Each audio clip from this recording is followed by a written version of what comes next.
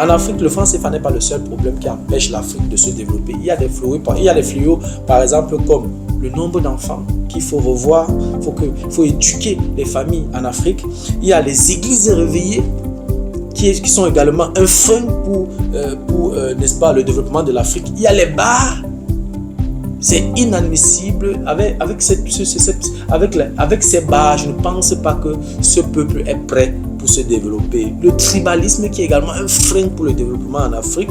Le mensonge, le vol, la corruption. Il est difficile d'avoir des collaborateurs qui sont vrais, qui te disent la vérité, qui sont francs, vrais dans leur collaboration.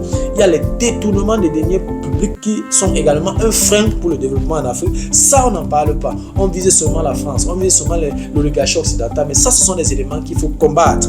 Il y a la saleté qui rend les gens malades, qui rend notre environnement, qui rend notre environnement pas attractif, parce que pour attirer les investisseurs, il faut être quand même propre, il faut attirer, il faut travailler sur le tourisme, et on ne peut pas avoir, une ville touristique qui est sale, ça n'a aucun sens. Il faut attirer les investisseurs dans notre pays. Donc il y a la saleté, il y a les fêtes. Les Africains, c'est le seul peuple qui fait tout, même quand il y a un corps couché dans le cercueil, les Africains fêtent. Il y a certaines tribus en Afrique qui fêtent lorsqu'il y a deuil. C'est quand même incroyable. Il y a la jalousie.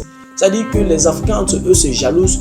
Moi, je me dis que normalement, lorsque tu vois quelqu'un qui a réalisé quelque chose de bien, si tu veux réaliser la même chose, approche cette personne, demande-lui comment il a fait. Si possible, même achète même la connaissance et puis fais comme lui. C'est tout. Au lieu de jalouser, ça n'a aucun sens. Donc la jalousie, c'est aussi un frein pour le développement, n'est-ce pas, du continent africain.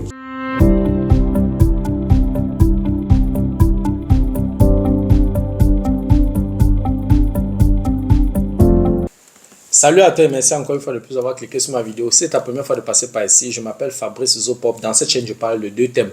Je parle des faits de société, je parle également de sport. Voilà, si ces deux thématiques t'intéressent, abonne-toi tout simplement à cette chaîne pour ne manquer aucune vidéo. Et si en plus de ça, tu actives la cloche de notification, alors tu recevras de manière automatique une notification lorsqu'une nouvelle vidéo sera publiée.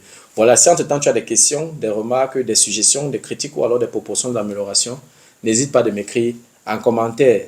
Un like me ferait énormément plaisir. Voilà, dans la vidéo d'aujourd'hui, je vais parler du franc CFA.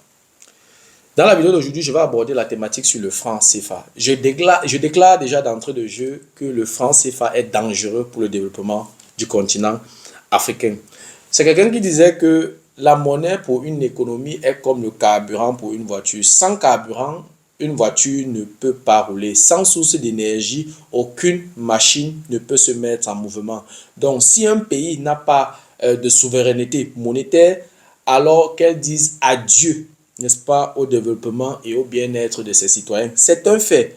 Donc, j'ai apporté dans la vidéo d'aujourd'hui quelques observations que j'ai faites et je vais aborder également quelques problèmes du franc CFA qui soutiennent ma position selon laquelle le franc CFA est dangereux pour le développement de l'Afrique. Si tu veux en savoir plus, reste scotché. La suite, juste après le générique.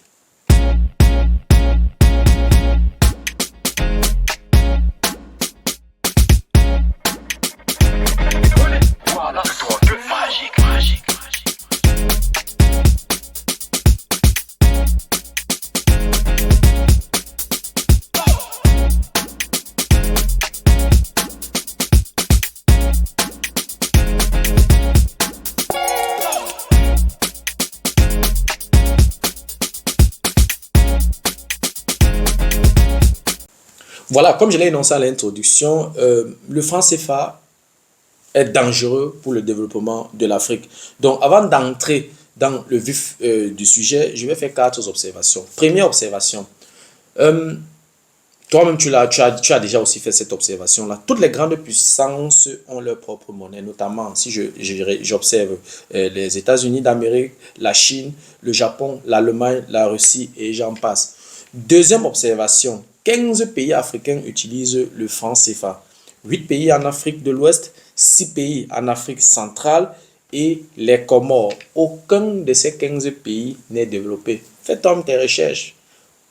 Tu peux taper n'importe quoi, tu vas voir, tu vas te rendre compte que ces 15 pays, aucun de ces 15 pays n'est développé. Troisième observation, 6 pays des 20 pays les plus pauvres de la planète utilisent le franc CFA.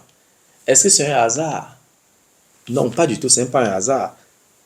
la politique monétaire en est pour beaucoup. Donc, si ces pays-là sont parmi les pays les plus pauvres de la planète, alors le franc CFA a également sa responsabilité. Ce n'est pas un hasard.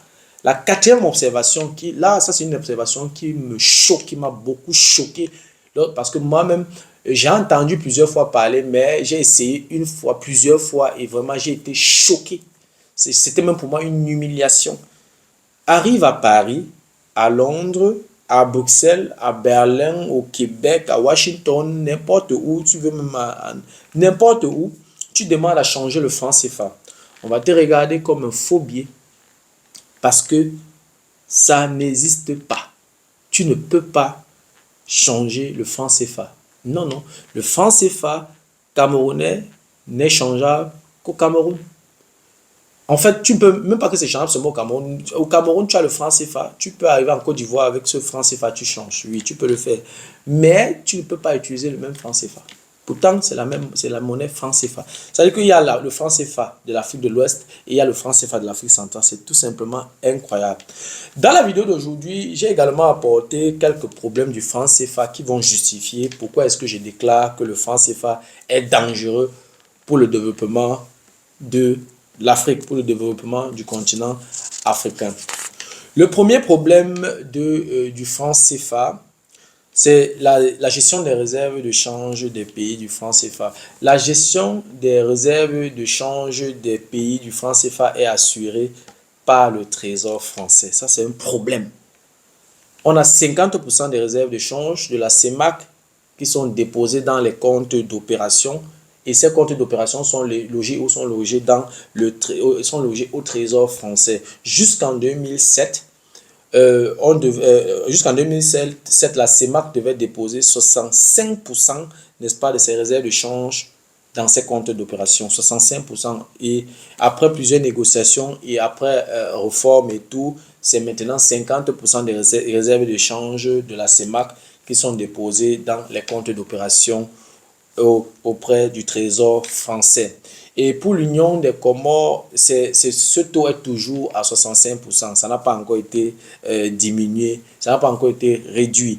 Et pour la BCEAO, qui n'est rien d'autre que la banque centrale des États de l'Afrique de l'Ouest, n'est plus tenue, n'est-ce pas, à déposer 50% des réserves de change. Donc, pour la BCEAO, ça a été réduit à 0%. Donc, ils ne sont plus dans l'obligation, n'est-ce pas, de déposer leurs réserves de change dans les comptes d'opération auprès du Trésor français.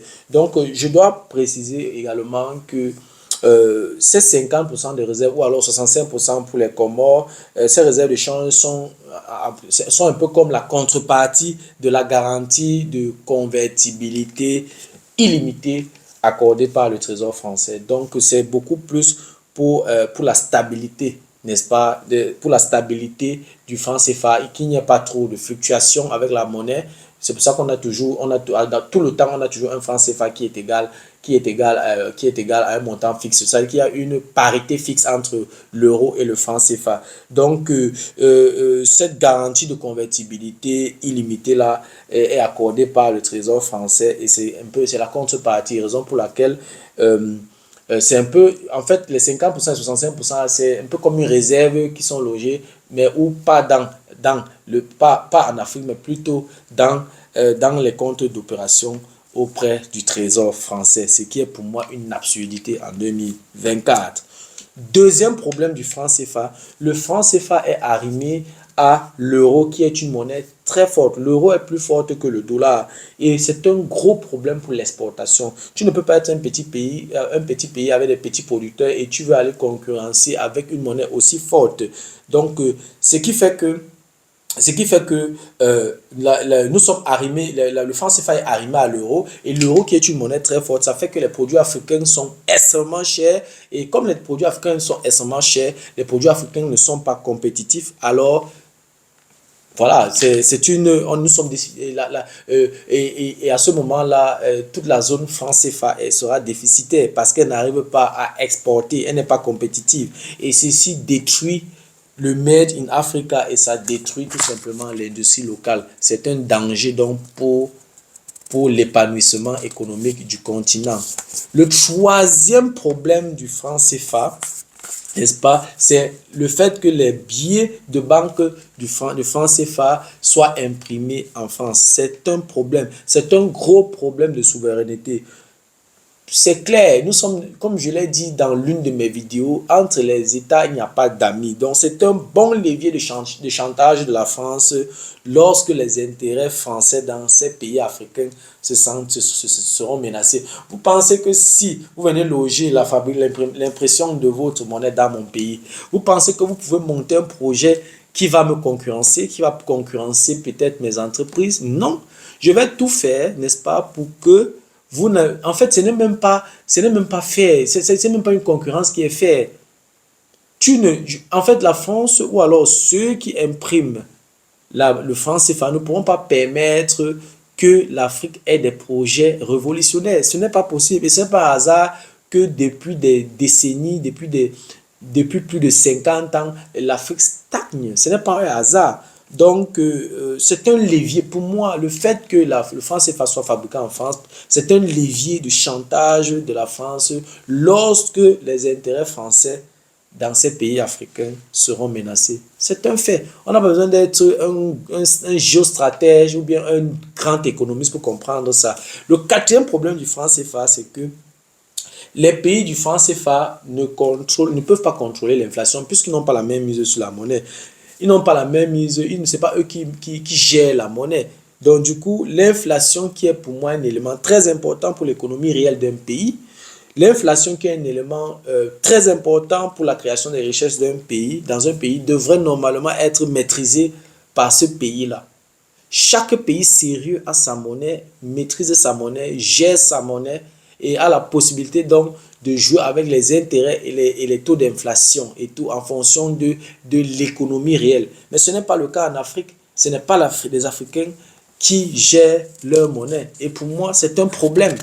C'est un problème. Il faut le dénoncer, il faut le dire. Le cinquième problème du franc CFA, c'est que les pays de la zone franc CFA ne contrôlent pas leur politique monétaire. C'est également un fait. Les pays de la zone franc CFA ne peuvent pas permettre à leur banque centrale, parce que généralement ça se passe comment? Il y a les banques centrales. Après les banques centrales, il y a ce qu'on appelle les banques secondaires ou les banques commerciales. Mais dans notre contexte, le contexte africain, les pays de la zone franc CFA ne peuvent pas permettre à leur banque centrale de ravitailler sans problème leur banque secondaire pour le financement des micro-projets. Nous savons très bien que ce sont ces banques commerciales-là, ces banques secondaires-là qui sont proches de l'économie réelle. C'est ces banques-là qui ravitaillent l'économie réelle. C'est ces banques-là qui financent les micro-projets. Ce sont ces banques-là qui financent les investissements. Donc, si elle n'est pas ravitaillée, alors comment est-ce que les citoyens vont se mouvoir? Comment est-ce que l'activité économique va se dérouler? Ça n'a pas de sens.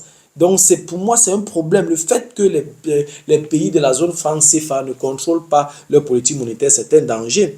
Oui, je dois aussi reconnaître que durant les 20 dernières années, il y a eu quand même quelques efforts, il y a eu quelques réformes, surtout en Afrique de l'Ouest. Surtout en Afrique de l'Ouest. Par exemple, la substitution du franc CFA par l'éco. Je pense que ça va entrer en vigueur en 2027, je crois, si j'ai bonne mémoire. C'est déjà un pas en avant et j'espère que ce n'est pas juste un changement de nom du franc CFA à ECO. Il faudrait vraiment que la politique monétaire change. Oui, et qu'on donne la possibilité aux banques centrales d'avoir la liquidité, on donne la possibilité aux banques secondaires d'avoir la liquidité pour pouvoir ravitailler l'économie réelle. Oui, il y a également une deuxième réforme qui a été faite durant les 20 dernières années. Il n'y a plus de centralisation des réserves de change au Trésor français. Ça veut dire qu'en Afrique de l'Ouest, ils ne sont plus obligés de déposer leurs réserves de change dans les comptes d'opération auprès du Trésor français. Comme je l'ai dit tout à l'heure, ça a été réduit à 0%. En Afrique centrale, on est à 50%. Dans les Comores, on est à 65%. Il y a encore du travail qui doit être fait, n'est-ce pas, pour permettre aux Africains de s'émanciper sur le plan économique. Voilà, la troisième réforme qui a été faite, que je dois également reconnaître, c'est le fait que les Français se sont retirés des conseils d'administration des banques centrales en Afrique. C'est déjà un pas en avant parce que par le passé, que ce soit en Afrique centrale, que ce soit dans les Comores, que ce soit en Afrique de l'Ouest, il y avait toujours les représentants français dans le conseil d'administration. Donc, on ne pouvait pas prendre une décision d'un costaud financement révolutionnaire sans l'accord de ces membres du conseil d'administration. Et ça, Ils ont tout fait en Afrique de l'Ouest, retirer donc, il n'y a plus donc, retirer donc les Français de ces conseils d'administration. C'est déjà un pas en avant. Mais il y a encore beaucoup à faire pour que les pays africains s'émancipent sur le plan économique, pour que les pays africains, les pays de la zone franc CFA aient, n'est-ce pas, la même mise, le monopole, le contrôle de leur politique monétaire. Donc, on comprend donc que tout ceci, tout ce que j'ai cité là, est un frein pour l'économie des pays africains. Et il faut le dénoncer. Donc, je pense que tout économiste, toute personne qui a un peu, voilà, qui a une petite connaissance en économie sait très bien que aucun pays au monde ne peut se développer avec la monnaie d'un autre pays. Ce n'est pas possible. Tu ne peux pas donner le contrôle de ta monnaie. Tu ne peux pas donner le contrôle de ta politique monétaire à un autre pays et espérer t'émanciper sur le plan économique. Ça n'a aucun sens. Tu ne pourras pas avoir un projet révolutionnaire qui va concurrencer ce pays-là. Et c'est de bonne guerre entre les États. Il n'y a pas d'amis, ce ne sont que les intérêts qui comptent. Si à un moment donné, je me rends compte, c'est moi qui fabrique ton argent, je me rends compte que tu es en train de vouloir engager un projet qui va me concurrencer, je vais te mettre les bâtons dans les roues. Et c'est de bonne guerre. Donc, c'est un peu ça. Maintenant, je vais aborder une autre face de cette problématique. Oui, on a parlé vraiment de l'aspect économique, on a parlé des réformes, on a parlé des responsabilités, mais il y a quelque chose qu'on oublie. En Afrique, le franc CFA n'est pas le seul problème qui empêche l'Afrique de se développer. Il y a des fléaux, par exemple, comme le nombre d'enfants qu'il faut revoir, il faut éduquer les familles en Afrique. Il y a les églises réveillées, qui sont également un frein pour n'est-ce pas, le développement de l'Afrique. Il y a les bars. C'est inadmissible. Avec ces bars, je ne pense pas que ce peuple est prêt pour se développer. Le tribalisme qui est également un frein pour le développement en Afrique. Le mensonge, le vol, la corruption. Il est difficile d'avoir des collaborateurs qui sont vrais, qui te disent la vérité, qui sont francs, vrais dans leur collaboration. Il y a les détournements des deniers publics qui sont également un frein pour le développement en Afrique. Ça, on n'en parle pas. On vise seulement la France, on vise seulement l'oligarchie occidentale. Mais ça, ce sont des éléments qu'il faut combattre. Il y a la saleté qui rend les gens malades, qui rend notre environnement, qui rend notre environnement pas attractif, parce que pour attirer les investisseurs, il faut être quand même propre, il faut attirer, il faut travailler sur le tourisme, et on ne peut pas avoir une ville touristique qui est sale, ça n'a aucun sens. Il faut attirer les investisseurs dans notre pays. Donc il y a la saleté, il y a les fêtes, les Africains, c'est le seul peuple qui fait tout, même quand il y a un corps couché dans le cercueil, les Africains fêtent. Il y a certaines tribus en Afrique qui fêtent lorsqu'il y a deuil. C'est quand même incroyable. Il y a la jalousie. C'est-à-dire que les Africains entre eux se jalousent. Moi, je me dis que normalement, lorsque tu vois quelqu'un qui a réalisé quelque chose de bien, si tu veux réaliser la même chose, approche cette personne, demande-lui comment il a fait. Si possible même, achète même la connaissance et puis fais comme lui. C'est tout. Au lieu de jalouser, ça n'a aucun sens. Donc la jalousie, c'est aussi un frein pour le développement, n'est-ce pas, du continent africain. Le manque de conscience professionnelle, c'est-à-dire que tu as souvent des employés qui ne sont même pas conscients que c'est parce qu'il vient au travail que vous faites du chiffre. Et quand vous faites du chiffre, son salaire passe par là. La sécurité de son emploi passe par les chiffres d'affaires. Donc, s'il n'y a pas de chiffre d'affaires, d'où viendra son salaire? Il ne pense pas comme ça. Il y a un manque criard de conscience professionnelle et les Africains doivent beaucoup travailler. Donc, avant de penser à la monnaie, on doit changer également nos comportements. On peut enlever le franc CFA, on met l'éco, on met l'euro, on met le dollar, on met le yuan chinois, on met n'importe quelle monnaie. Tant que les Africains ne revoient pas également leur comportement, leur façon, leur relation avec l'argent, leur façon de vivre, leur façon de considérer leur carrière, s'ils ne revoient pas leur conscience professionnelle, alors ça n'aurait servi à rien. Donc ce n'est pas seulement un problème de monnaie, c'est aussi un problème des hommes, c'est aussi un problème des citoyens, c'est aussi un problème de mentalité. Voilà, c'était tout ce que j'avais à dire par rapport à cette thématique. C'était tout pour la vidéo d'aujourd'hui. J'espère que la vidéo t'a plu. J'espère que la vidéo a été à la hauteur de tes attentes. Voilà, si la vidéo t'a plu, je te prie de la partager au maximum. Et si les contenus de cette chaîne t'intéressent, abonne-toi tout simplement à cette chaîne pour ne manquer aucune vidéo. Et si en plus de ça, tu actives la cloche de notification, alors tu recevras de manière automatique une notification lorsqu'une nouvelle vidéo sera publiée.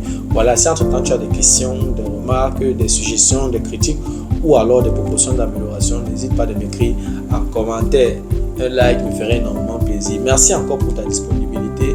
Merci pour notre temps. ton attention. C'était Fabrice Zopop. On se dit donc au revoir et à la prochaine. Ciao.